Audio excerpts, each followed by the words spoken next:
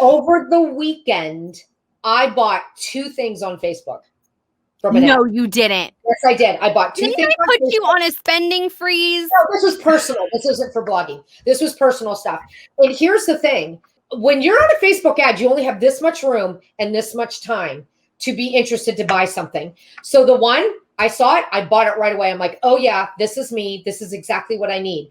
So when that happens, you guys, look at those ads. What pain points are they using? I know it's not your niche, but the adjectives are the same. The feeling is the same. The vibe is the same. Get into that headspace of what ads really stop you and get your attention, whether you buy or not. There's a reason. I know we all stop at ads. We all do. It could be a diet. It could be skincare. It could be clothes. It could be anything. And we stop at them.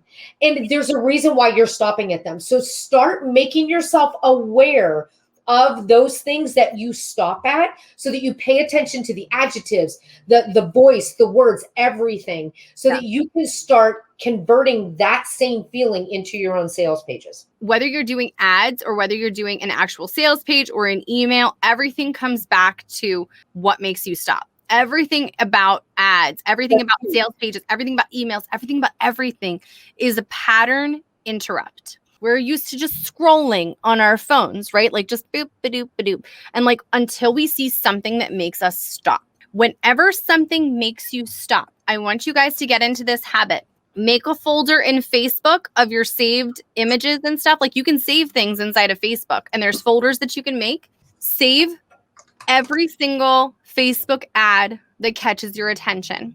Save every single Facebook post that catches your attention. Save every Instagram ad that catches your attention, every Instagram post that catches your attention. Reason being, you can then go back over into that folder when you're like, I don't know what to say. I don't know how to catch people's attention.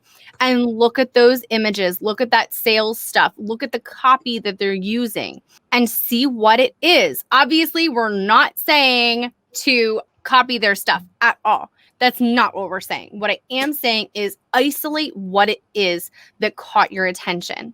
Was it the colors? Was it the word free being really big? Was it the rhetorical question that it started off with? Save it and then come back to it later.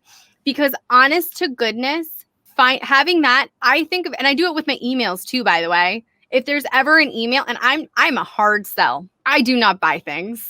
I am frugal. I am cheap. Through and through. Anything that makes you want to buy, even if you don't buy, anything that was like, that's what you're looking for is I've heard it, people call it the head nod. I've heard it, people call it the ooh moment, whatever you want to call it, anything that makes you stop. Save all of them and figure out what it is. Isolate those things. Again, colors. Was it rhetorical questions? Did they open with a pain point? Did they open with a GIF? Did they actually feel like they're inside of your head saying what it is that you're thinking? How did they present it? Was it in a very informative? How they present it. Yep. That is huge. Yeah, because there's something, I can't remember what it is. There's 4 different types of sales mentalities, sales something. And one of them is like the informational one. One of them is a graphics person. One of them is the emotional person. And then there's another one who I can't remember. When we are making our sales copy and everything, we have to make sure that we're hitting on a little bit of all of those different pain points because everybody is a different kind of buyer. And so you want to make sure that you're taking little snippets for every single one of them. And the only way to get good at doing all of this, guys, is to do it. LaDonna said, okay, see, I don't buy things either. And I think that's why I think others won't buy because I'm such a hard sale, but I'm learning that people don't think like me. I challenge you, LaDonna. I think you do buy things. You have skincare in your house. You have your favorite snacks. You have your favorite restaurants that you go to. You have your clothes. You have your vehicles. You have appliances. you do buy things. I think you're looking at it from the wrong aspect. So even though your niche is one thing, it doesn't mean that because you don't buy in your niche, you're not a buyer. So take a step back, look at things slightly differently and see, if you like Doritos, why do you like Doritos? What got you to try Doritos the very first time? What is it about Doritos that you like? Why do you buy Doritos instead of generic chips that taste like crap? You have to look at things from a different aspect and not just keep it one blanket viewpoint and just kind of open your mind up to different things. So it's super important that we step back. And if you still struggle with it, take off the blogger hat and put on your reader's hat.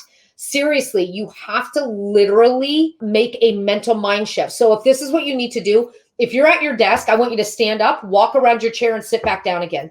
And as you're doing that, saying, okay, I'm now my reader. Sit down, look at your blog, look at your niche, have a completely different mindset, and then start writing things in that Google Doc. Whatever you have to do to pivot the way you're looking at your niche in your blog, you do that. You have to do that. If you are struggling, if you feel like you don't know if you want to launch something to your entire audience, first off, we want you to launch to your entire audience. But if you're not comfortable with it yet, do a small launch to your most active subscribers. So you can isolate those kinds of people. You can put them on a wait list, have them sign up for a wait list, and have them go over and tell you what are some things? Do a survey of them. Or you could just make that your launch group is to send it to however many people are on your wait list is go buy this product.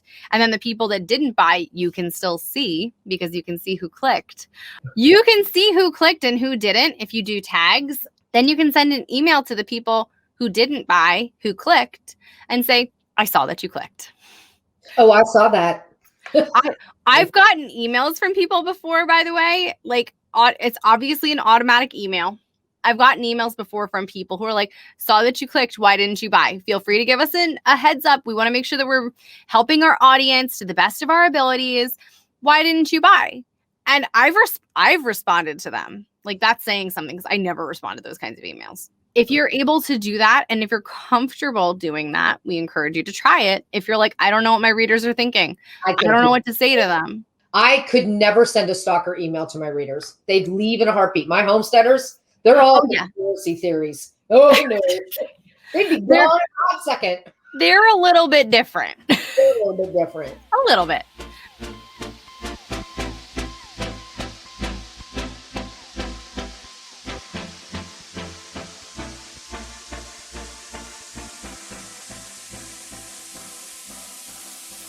Yeah.